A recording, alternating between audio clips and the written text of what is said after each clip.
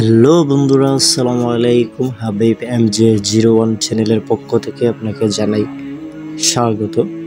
তো চলুন আজকে জেনে নেই আমরা প্রতিদিন রাতে ঘুমানোর আগে এই 6টি আমল করবেন, তাহলে আপনার অনেক উপকার আসবে। এই 6টি আমল করতে ভুলবেন না।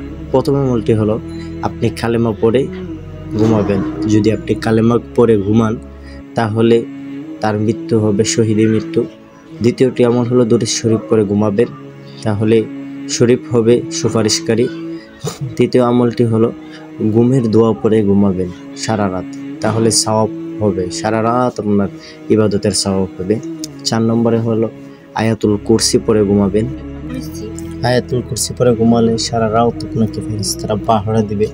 5 নম্বরে হলো 21 বার বিসমিল্লাহির রহমানির রহিম পড়ে ঘুমালে প্রতিটি নিঃশ্বাসের জন্য আপনার নেকি লেখা হবে, প্রতিটি নিঃশ্বাস প্রশ্বাসে আপনার নেকি লেখা হবে।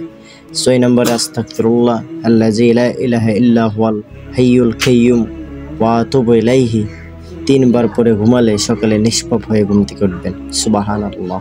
সে আমলটা করার সকলকে তৌফিক দান করুক, আমিন।